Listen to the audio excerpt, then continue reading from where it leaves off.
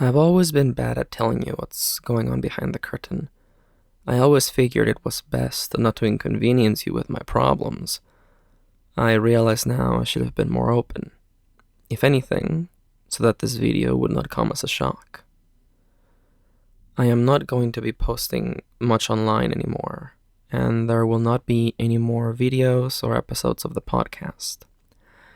I am not going on break, because that implies I plan to come back and return to the rhythm of posting something new every day or every week. That is not going to happen. I will now try to explain as clearly as I can why I've made this decision. I beg you to listen until the end. I have a lot to say. There are a lot of reasons. These last 3 months have been the hardest of all my life.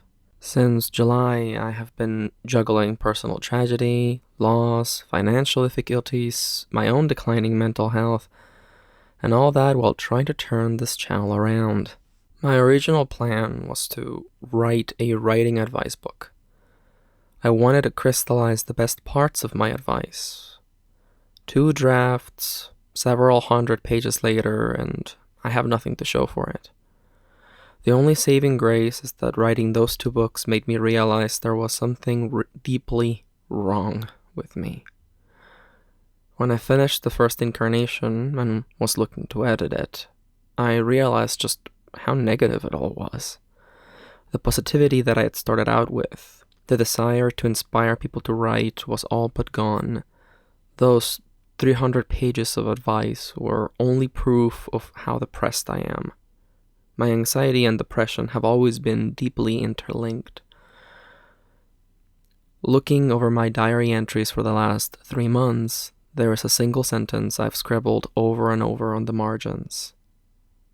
I am so tired. It's probably impossible to understand without being on this side of the computer screen, but creating content for the internet is exhausting. Since the very beginning, I've been spending a large portion of my daily life doing 2 things: trying to create positive content and trying to ignore the constant harassment. Things have always been this way, from all the way back when I was creating posts on Tumblr. The number of homophobic and transphobic comments I receive on a daily basis have only increased in the last couple of years. It's come to the point where the regular comments I get, not even praise, just regular comments, are a rare occurrence.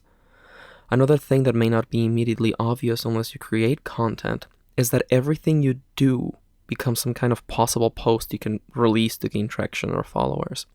Trying to juggle these 2 things changes the way you look at the world. Days off seem like missed opportunities, and every little thing that occurs in your life ends up funneled into your online presence. Even hobbies like playing video games or reading books becomes another part of work. I have been married for a year, and living with my wife has given me so much perspective on how this lifestyle is just not healthy for me.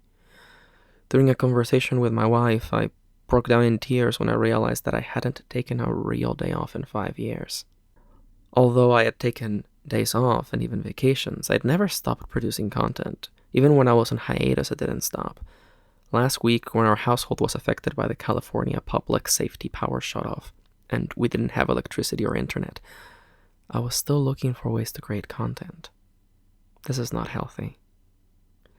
The constant chase to make content, the never-ending stream of hateful comments, the pressure to release something every week, my social media addiction, my anxiety, and my depression, all these things came to a head this week. Tired of this vicious cycle, I nearly deleted this channel, my blog, and all of my social media accounts. My wife, light of reason that she is, phrased it perfectly in just 4 words. Max, you're burnt out. And so, I will not be making any more writing advice, podcasts, or videos on this channel for the foreseeable future. I need to focus on my mental health.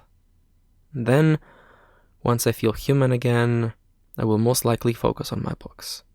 Writing fiction is the thing that makes me happiest. I have been putting it second for far too long. If you're supporting me through Patreon or Ko-fi, and you don't want to do that anymore, I urge you to please cancel your pledges as soon as possible. No hard feelings. Thank you for your support during these years. There is more I would like to say, but I've taken plenty of your time as it is. In the description of this video, you will find addendums regarding the status of my Twitter and Dango Duo. For now, all I want to say is thank you so much for listening. Thank you for giving me a chance. I wish you the best in your life and in your writing. When the time comes that you publish one of your stories, please let me know, okay? Keep writing, writerly friend.